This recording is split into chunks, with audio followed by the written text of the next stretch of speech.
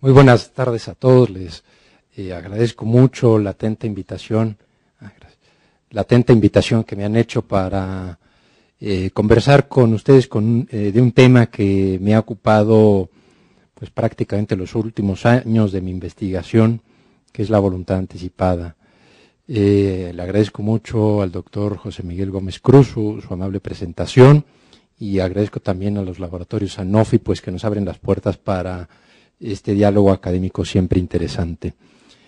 Todo lo que voy a hablar con ustedes sobre voluntad anticipada desde el punto de vista bioético y desde el punto de vista jurídico está aquí en este libro que es de reciente manufactura, editado por Porrúa, la Facultad de Derecho de la UNAM y la Universidad Panamericana, que se llama así precisamente Voluntad Anticipada. Ahí es donde abordo un poco más a detalle todo lo que vamos a hablar el día de hoy. El origen, y cuando nos preguntamos acerca del origen de la voluntad anticipada, prácticamente lo podríamos incardinar, lo podríamos inscribir en dos causas directamente vinculadas. Por un lado, el desarrollo del consentimiento informado, en razón de que se ha introducido en la práctica médica esta idea de la autonomía del enfermo.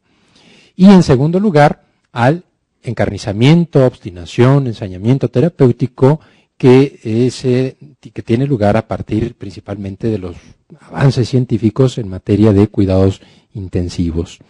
No es curioso, por tanto, que estos dos antecedentes tengan la misma génesis histórica, es decir, ambos, tanto la idea de introducir esta idea de la autonomía individualista, la relación clínica, como esta gran explosión en el avance de los avances tecnocientíficos en cuidados intensivos, junto con el nacimiento de la bioética, surge en los años 70, ¿no? Entonces no es fortuito que, producto de estos dos hechos, surja precisamente esto que se llama voluntad anticipada, que no es otra cosa más que esta idea que tiene cierta sociedad, que es la sociedad pluralista, que valora sobre todo la autonomía y los derechos humanos.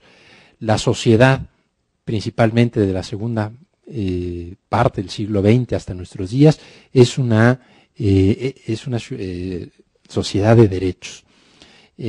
A partir de los años 60, decíamos 70, particularmente en 1968, con el asesinato de Martin Luther King, con la publicación de la encíclica Humanae Vitae, con la conferencia de Medellín, etcétera, una serie de acontecimientos del 68, surge todo un movimiento de ética civil laica, donde todas aquellas personas que consideraban tener un derecho no reconocido empiezan a alzar la mano. Y así encontramos, por ejemplo, a los enfermos, empiezan a decir, yo también tengo derechos, yo también tengo autonomía y necesito o tengo que participar en la toma de decisiones, los homosexuales, las mujeres, las personas de raza negra y, en fin, todas las personas que consideran tener un derecho no reconocido se inscribían en esta primera parte que yo considero detonante de la voluntad anticipada. Inclusive en la sociedad anglosajona, que es donde surge la voluntad anticipada, particularmente Estados Unidos, se llega al extremo de considerar que la voluntad anticipada es un contrato que tiene el médico que cumplir fielmente y a rajatabla. Y ahorita vamos a ver que no es así.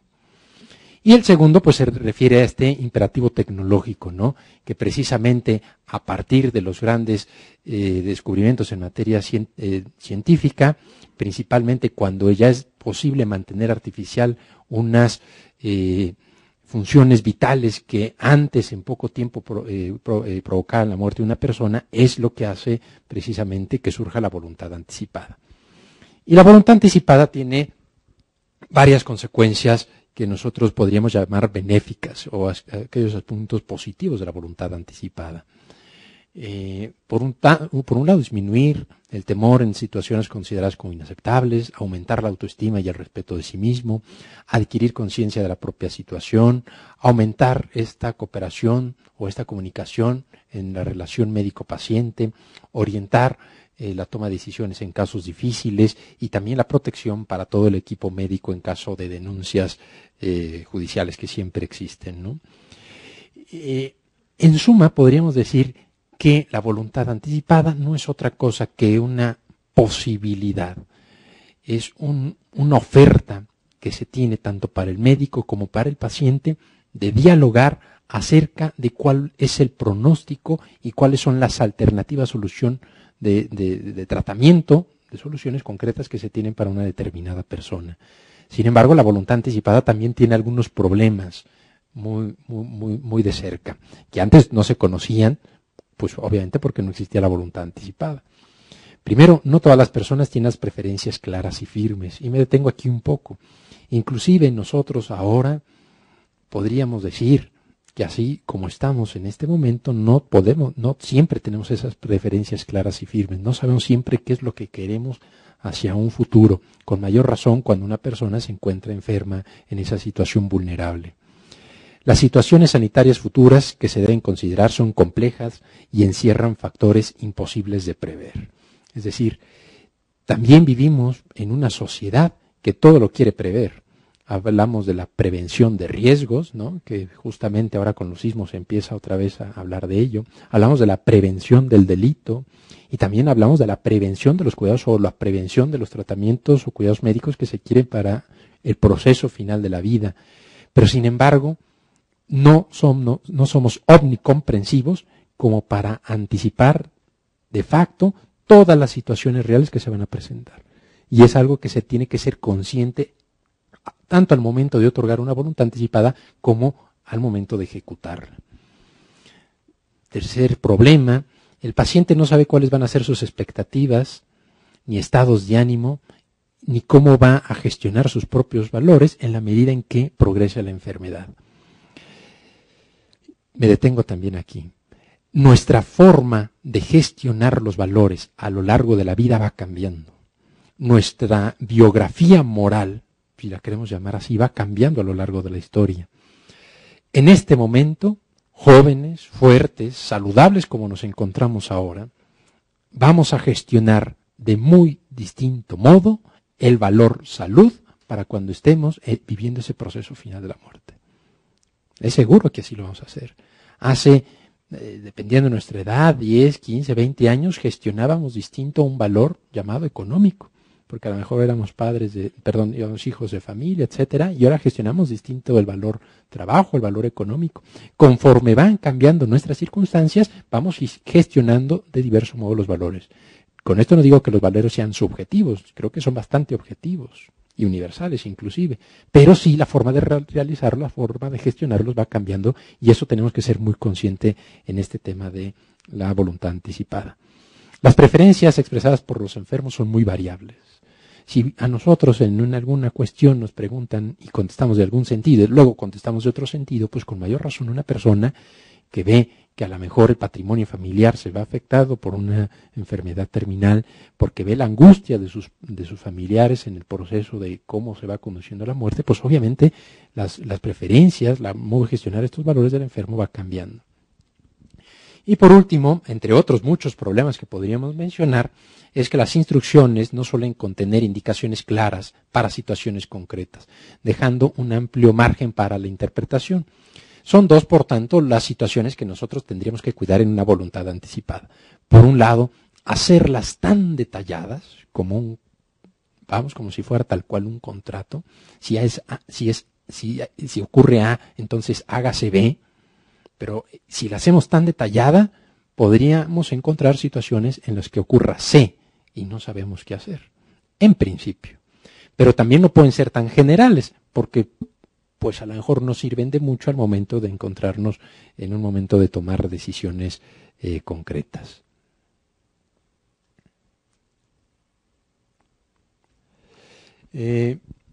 Por tanto, la bioética coincide que la voluntad anticipada es una reacción desde la idea de la autonomía individualista a este avance tecnocientífico en la medicina cuando tiene lugar la obstinación terapéutica.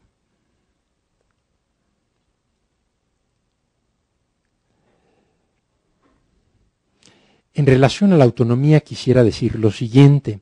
Recordemos cómo de antaño, hasta el siglo XIX, podríamos decir, todas las relaciones eran paternalistas. El Estado nos decía qué era lo bueno el médico le decía al enfermo que era lo bueno y cómo se tenía que conducir, el padre de familia le decía al hijo, a la esposa, qué es lo que tenía que hacer, cómo se tenía que conducir, etcétera.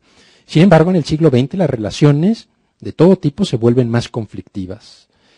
Y no porque sean malas ahora en nuestro tiempo las relaciones, sino porque todos los sujetos que participan en ese tipo de relaciones quieren participar, quieren tomar decisiones. Ahora las relaciones Estado-ciudadanos son más conflictivas, son más complicadas. ¿Y por qué? ¿Por la mala gestión del Estado? No, sino porque ahora surgen los ciudadanos con esa capacidad de decir, yo quiero tomar decisiones, yo quiero participar en la toma de decisiones. Lo mismo pasa, por ejemplo, en las relaciones interpersonales. Las relaciones interpersonales actuales de nosotros son más complejas, son más complicadas que las que tenían nuestros padres o nuestros abuelos. Porque ahora los dos sujetos que participan en esa relación interpersonal quieren decidir, quieren tomar decisiones, quieren que su opinión sea considerada para una determinada situación. Y lo mismo ocurre, pues obviamente, con la relación médico-paciente.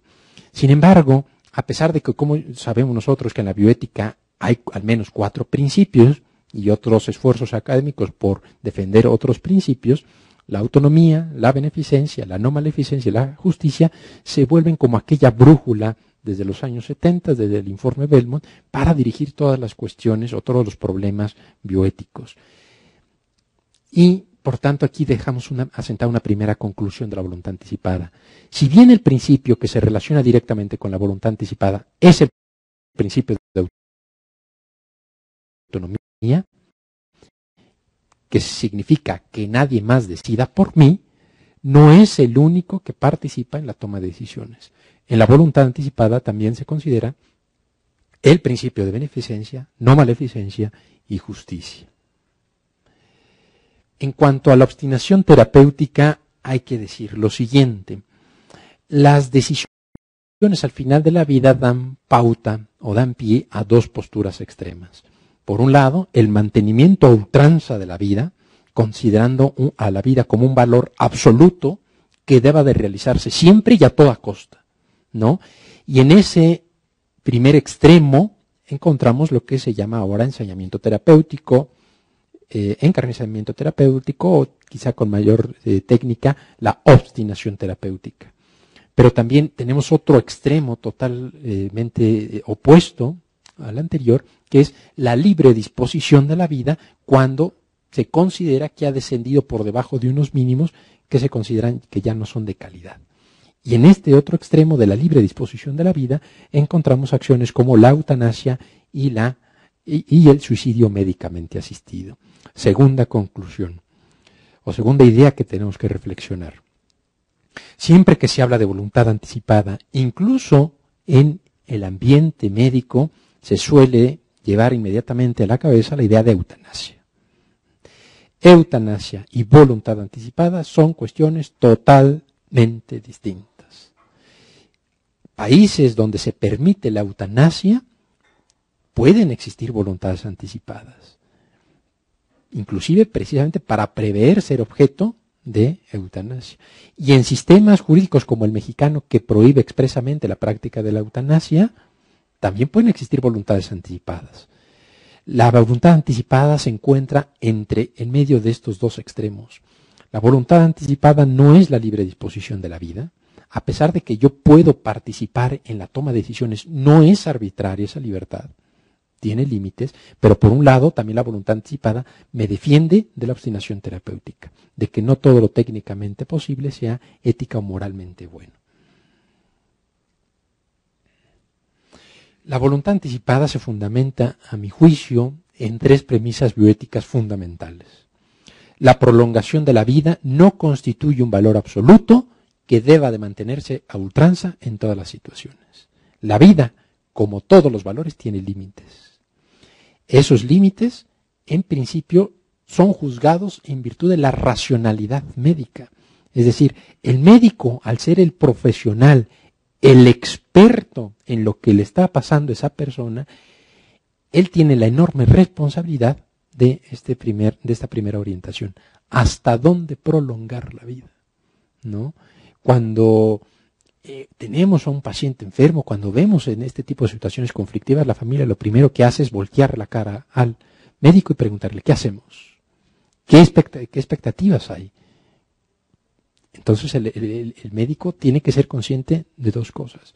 En sus manos está la vida de esa persona, pero también en sus manos está no defenderla a ultranza. También tiene límites. Segunda premisa bioética relativa a esto es que no es digno ni prudente seguir agrediendo al enfermo cuando sus posibilidades de vida son nulas o casi nulas. ¿Quién define esto precisamente cuando sus posibilidades son nulas o prácticamente nulas? El médico. El médico con los avances científicos. No es la familia, no es el propio paciente, no es la sociedad, no es el juez, es el médico que está atendiendo particularmente ese caso concreto. Me detengo un poquito aquí. En la voluntad anticipada tendríamos que considerar dos aspectos íntimamente relacionados.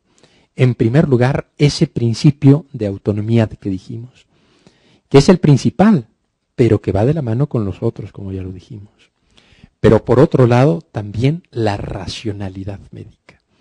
Es decir, en la voluntad anticipada hay que mirar hacia lo que quiere el paciente, hacia cuáles son sus deseos, sus expectativas, su ideal de vida, y por el otro, qué es lo que me dice mi conocimiento científico-técnico en relación al caso concreto. Bajamos de nivel. El principio de autonomía se manifiesta solamente en tres sentidos y no hay más. Aceptar tratamientos, rechazar tratamientos o solicitar tratamientos. No hay más. Se aceptan, se solicitan o se rechazan. El principio de autonomía en la práctica no tiene más que esas posibilidades. La racionalidad médica se traduce en la práctica en estos otros tres conceptos. Tratamientos indicados, tratamientos no indicados y tratamientos contraindicados. Y no hay más. En la actualidad, la bioética, el estado del arte de este tipo de temas, nos dicen, ya es obsoleto el lenguaje de cuidados ordinarios y extraordinarios. De eso ya no se habla. Ahora son tratamientos indicados, no indicados y contraindicados. Y ustedes saben perfectamente cuáles son cada uno de estos. Una persona puede solicitar, en base a este principio de autonomía, un tratamiento contraindicado. Por supuesto que no. ¿Por qué? Porque el principio de autonomía no es el único que participa en la toma de decisiones. Hay otro que dice beneficencia y no maleficencia y dice, pues yo, médico, no soy instrumento de tus deseos. También soy agente moral y me muevo conforme al principio de no maleficencia. Si tú me pides que te ponga esto y sé por mi experiencia que te va a hacer un mal más que un bien, no te lo voy a poner aunque me lo estés pidiendo. Entonces, este principio de autonomía en voluntad anticipada no es omnicomprensivo, no es totalizador. Tercer principio, o primera premisa bioética al respecto. No es lo mismo ayudar a vivir a quien está viviendo que impedir morir a quien está muriendo. Tiene mucho fondo esta frase de aquí. Obviamente utilizamos todo el arsenal médico del que disponemos cuando nuestra racionalidad médica nos dice que ese paciente va a tener todas las o altas probabilidades de éxito. No hay certezas, altas probabilidades de éxito.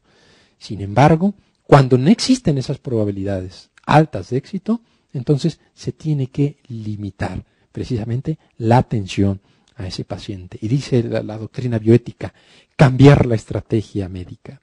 Ya no es el curar, sino el aliviar. Ya no es la medicina intensiva o la medicina crítica la que enfoca todo su cuidado en ese paciente, sino ahora es la medicina paliativa. La voluntad anticipada, decíamos, surge en Estados Unidos.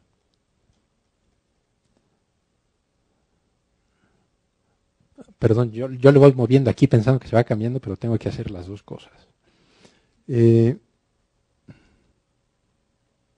Surge en Estados Unidos, no me meto un poco más en esta parte histórica. Me detengo un poco en la definición o en lo que nosotros tendríamos que entender por voluntad anticipada. Nosotros nos podemos enfrentar a la voluntad anticipada en dos sentidos. Uno como proceso y el otro como documento. Y es importante hacer esta distinción porque ahorita vamos a entrar a la legislación. La voluntad anticipada como proceso es precisamente el proceso mediante el cual la persona planifica tratamientos y cuidados de salud que desea recibir o rechazar en el futuro, en particular en aquel momento en que sea incapaz por sí misma de tomar decisiones. Es decir, la voluntad anticipada no es un documento, no es un formato, no es algo que consta ahí sino es precisamente un proceso continuo, médico-paciente, de planificación. Y ojo, hago énfasis con este proceso de planificación, porque después cuando veamos quiénes son las personas a quienes está dirigida la voluntad anticipada, este elemento de planificación se vuelve en sumo importante. Les anticipo, no se puede planificar lo que no se tiene o no se sabe. La voluntad anticipada también se le suele llamar testamento vital. Sin embargo, los abogados preferimos no llamarle así, también la doctrina biótica prefiere no llamarla así para no confundirla con ese documento que ya existe que se llama testamento. Una de las características que comparten tanto el testamento, en el cual dejamos nuestros bienes a nuestra familia, etcétera, con la voluntad anticipada, es que ambos están sujetos a una condición. No son eficaces desde el principio. Se tiene que verificar una condición para que sean eficaces. El testamento, para que sea vigente, para que sea eficaz, necesita de una condición. ¿Y cuál es esa condición? Que me muera. Si no me muero, no tiene vigencia el testamento. Y tal no tiene vigencia que lo puedo revocar. Me puedo pelear con mi hijo, mi hija, y me dice, te voy a desheredar. Pues sí, hasta en tanto no me muera, lo puedo hacer. La voluntad anticipada sucede lo mismo. Necesita verificarse una condición para que cobre eficacia. ¿Y cuál es esa condición? En la legislación internacional y en la bioética, en la doctrina bioética, la incapacidad del paciente. Es decir, una vez que está incapacitado, no legal, sino físicamente, para manifestar su voluntad, ya cobra vigencia la voluntad anticipada. Hasta entonces no. ¿Y por qué hice énfasis en la legislación internacional y en la doctrina bioética? Porque en la legislación del Distrito Federal ocurre algo totalmente distinto. Esa condición tiene que ser enfermo en etapa terminal. Y vamos a ver después por qué. Pero hacíamos esta similitud entre el testamento y la voluntad anticipada porque sería hasta cierto punto un tanto ilógico que una persona que no tenga bienes haga su testamento. Porque, pues, ¿qué podría decir? Le dejo, pues, ¿qué cosa? ¿No? Lo mismo sucede, a mi juicio, en la voluntad anticipada. Una persona sin un diagnóstico, un pronóstico y un tratamiento concreto, ¿qué puede planificar? ¿Yo qué podría planificar ahorita? Lo único que podría decirle al notario es que no quiero que se me entube y no quiero respiración, no quiero reanimación. Híjole, ¿y si sí salgo? Ya dije que no. ¿Por qué? Porque yo no sé que tengo cáncer, yo no sé que tengo esto, yo no sé, no, estoy, como diría Sócrates, enfrentándome a un enemigo a sombras, no sé ni qué es, ¿no? Vamos al documento. Podemos ver desde el punto de vista jurídico a la voluntad anticipada como estrictamente un documento y podríamos definirlo como el documento en el que una persona mayor de edad, con capacidad suficiente y de manera libre, expresa las instrucciones a tener en cuenta cuando se encuentre en una situación en la que las circunstancias no le permitan expresar personalmente su voluntad. Es decir, podemos enfocarnos a la voluntad anticipada como este proceso continuo, inacabado, de profundización en el conocimiento de nuestro paciente, o también estrictamente como un documento que va a la historia clínica o que se archiva en el protocolo de un notario, etcétera, ¿no? Es muy importante que cuando nosotros nos referimos a la voluntad anticipada, lo hagamos desde dos puntos de vista. Desde el punto de vista médico, de ese proceso que hemos descrito de acompañamiento, entendimiento, comunicación, diálogo, etcétera, pero también que necesita una parte documental, una parte jurídica que proteja al médico, que proteja al propio enfermo y que proteja también a su familia. Por tanto, la voluntad anticipada tiene dos finalidades muy concretas. Evitar los dos extremos maleficentes a los que nos hemos referido hace un momento, evitar la eutanasia y el suicidio, evitar la eutanasia y también evitar la abstinación terapéutica. Pero tiene otra finalidad quizá de mayor importancia, que es la planificación estratégica de tratamientos. Cuando el médico me dice, usted tiene esto, el pronóstico es este, el tratamiento es este y las posibilidades o alternativas son estas, ya ahora sí puedo planificar. Ya puedo decir, a ver, ¿qué me aconseja? Puedo reunirme con mis familiares, etcétera. Solamente en este momento se cumple mejor esa función de la voluntad anticipada. ¿Y qué es esta planificación? Pues ese proceso por el cual el médico junto con el paciente y en la medida de lo posible, también lo dijimos, con su familia, en base al diagnóstico y pronóstico de una enfermedad conocida padecida, deliberan y toman decisiones conjuntas sobre el nivel y tipo de tratamiento y atención disponibles en función del avance científico, de los valores y del orden jurídico vigente. Esta es la planificación. Podríamos entrar más a detalle, pero nos come el tiempo.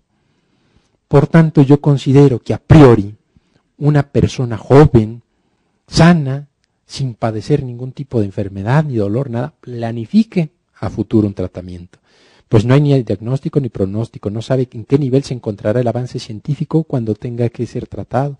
Si su axiología actual será la misma de encontrarse enfermo, no se sabe qué enfermedad enfrentará ni sus alternativas, todo esto que hemos platicado.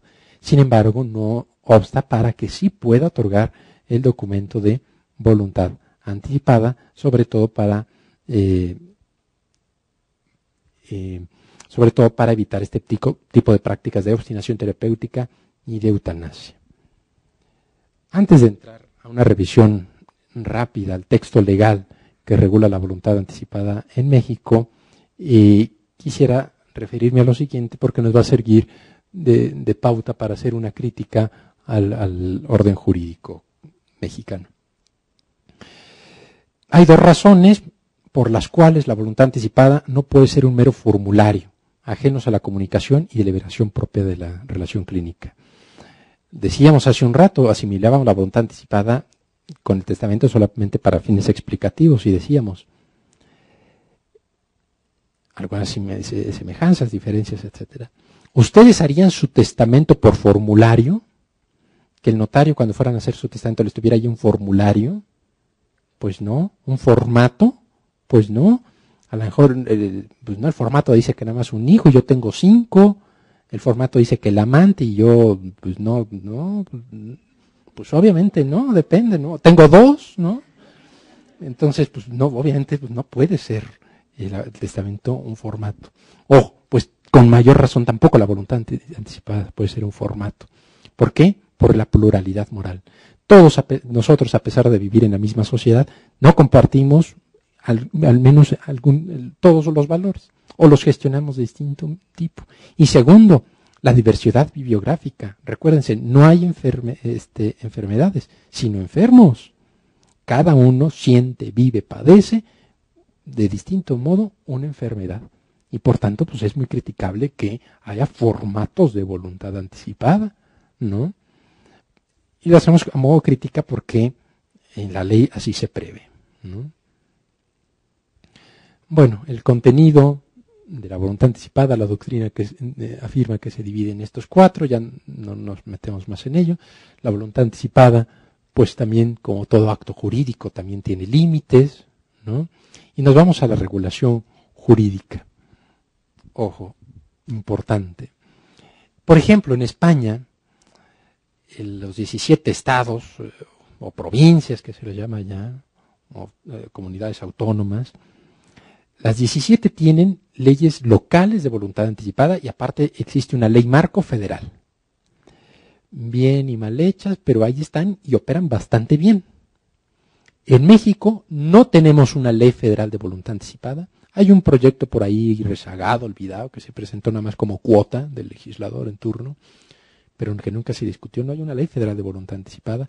Y en los estados solamente está regulado en Aguascalientes, Coahuila, Distrito Federal, Guanajuato, Michoacán y San Luis Potosí. Recientemente, hace 2 o 3 semanas, se presentó una iniciativa en Zacatecas, pero pues es iniciativa. ¿Qué significa esto? Que la pobre regulación que existe de voluntad anticipada en nuestro país conlleva problemas jurídicos. Es decir, si yo otorgo mi voluntad anticipada en el Distrito Federal, con base a la legislación vigente en el Distrito Federal, me traslado al Estado de México o me tiene que atender un médico en el Estado de México, la pregunta es, ¿Son vigentes o es vigente el documento de voluntad anticipada? Pues no. ¿No? El médico del Estado de México no está vinculado a atender la voluntad, ni siquiera la va a conocer, la voluntad anticipada. Y si llega alguien con ella, pues no está vinculado. Entonces, ojo, un primer detonante que tenemos que atender es esta legislación que debe haber. Y segundo, que esa legislación sea buena. Vamos, por ejemplo, a la definición legal. Creo que ya estoy dentro del tiempo. No sé si quieran que continúe un poquito más o paro aquí y mejor me hacen preguntas concretas. ¿Sí? Si quieren, continúo. Bueno.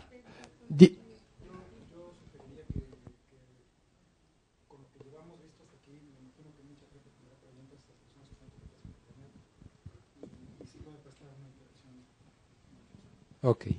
Entonces, esto que nos sirva de un poco de reflexión, de introducción del tema, para, a partir de sus preguntas, ampliar un poco más el análisis tanto bioético como jurídico. Muchas gracias.